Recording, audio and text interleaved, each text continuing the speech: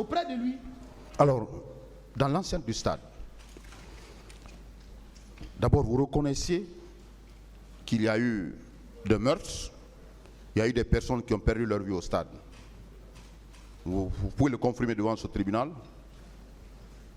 Bon, moi j'ai pas vu de corps. Mais vous avez entendu les tirs? J'ai pas vu de corps parce que le temps que moi j'ai fait au stade, j'ai pas constaté de corps. Sauf la seule femme que j'ai vu que le policier voulait l'arracher son téléphone, que j'ai donné un coup de gifle. Je ne sais pas si ma main lui est arrivée. En tout cas, il a quitté. J'ai dit à la femme de partir. Moi, mon objectif était maintenant vers Kebro. Mais je n'ai pas vu quand même de corps couché, blessé. Non. Parce que c'était le départ. Voilà.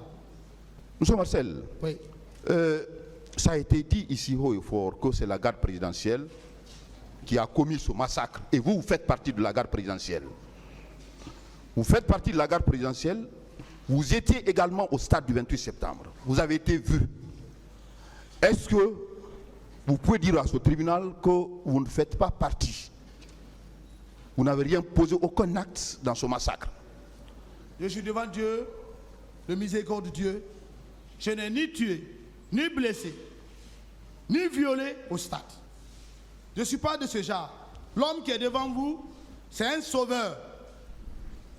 Toute ma promotion 2001 me connaissent. Je suis contre un militaire indiscipliné, un militaire brigand. Ça, c'est mon combat dans l'armée.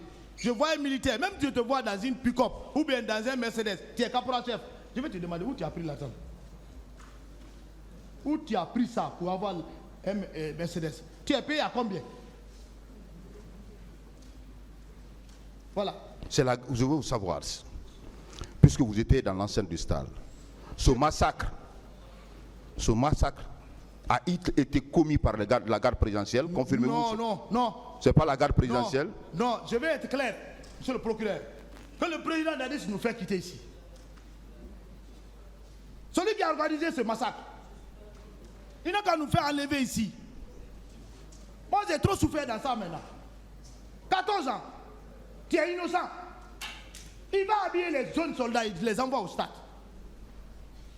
Nous, on ne connaît pas les hommes de Kaléa. On n'est pas instructeur. Il faut vivre avec quelqu'un. Si ton élève, dès que tu le vois, tu vas le connaître. Voilà, c'est Mamadouba, c'est Sekou, c'est Ali, c'est Fodé. Mais l'homme que tu n'as jamais vu, comment tu peux l'identifier? Et le même jour, 2 jours, ils sont plus avec vous. Alors, quels sont les signes qui vous ont fait croire que c'est les personnes que vous avez trouvées au camp, les soldats qui étaient au stade et qui ont commis ce massacre? Parce que leur attitude, leur manière d'habillement. Comment ils étaient habillés? Bon, il y avait des gens qui étaient bien habillés, béret rouge. Vous savez, il y avait la pagaille. Il y avait la pagaille au mois de CNDD. Moi-même, j'ai signalé ça au commandant Toumba. J'ai dit, mais il y a trop de pagaille à la présidence ici. Si tu vois seulement quelqu'un, même les gendarmes, ils portent béret rouge. Même un mécanicien qui vient là-bas, il est là de service, il a béret rouge. Vous voyez? Donc, leurs miliciens, on va appeler comme ça, les soldats qu'ils ont déployés pour leur planification, ils les ont habillés de la même manière. Il y avait des hommes en celle-ci. Oui, parce que quand les gens parlent, il faut être fier de le parler. L'histoire là était... La mort, c'est une seule fois. Chacun de nous va mourir. Tu peux rester en train de dormir, tu meurs. Moi, j'ai perdu mon père, tous ceux qui sont là derrière moi, je suis en prison 14 ans. Ils sont tous morts. Moi aussi, je suis un mortel, je vais mourir un jour. Mais que Dadis prend le courage. Il n'a qu'à prendre le courage de nous enlever devant le tribunal. Un chef d'État, militaire, tu ne peux pas assumer ce que tu as planifié. Tu veux mettre ça à la disposition de qui? C'est lui le planificateur. Celui qui connaît qui il a envoyé. 150 morts, monsieur le procureur. 150 morts. Un président de la République. Il dit qu'il ne connaît pas quelqu'un. D'autres questions? Alors, donc vous confirmez qu'il y avait des civils en dehors des militaires? Ça, c'est clair. Il y avait des hommes qui arboraient les coris. On ne parle même pas. Vous connaissez auparavant Non, ces personnes? Non. Moi, je suis quelqu'un, monsieur le procureur, s'il vous plaît. Je suis quelqu'un qui ne marche pas. Moi, je suis un bureaucrate. Quand j'entends certains dire, ils n'ont qu'à demander le niveau de Marcel. Moi, j'ai mon doctorat de vie. Ce qui est dans ma tête, même le président a dit, c'est quand je suis devenu la première fois, mais oui, je ne parle pas. Je lis beaucoup. Mais je ne suis pas un promenadeur qui est là à marcher, à divaguer dans les bars, dans les petits coins. Non! Alors, Monsieur Marcel, hier, vous avez dit avoir vu commandant Toumba au stade. Vous avez vu Begré.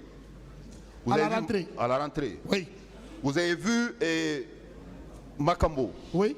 Vous avez vu colonel Kegoro. Tebro, lorsque je sortais, c'est à ce temps que je l'ai constaté avec le leader, M. Selidane Diallo, le président de l'UFDG. C'est lorsque j'ai constaté ça, c'est ça que ma rage est venue. La rage militaire. Il faut être courageux, hein? Sinon je ne pouvais pas affronter Tebro avec ses hommes.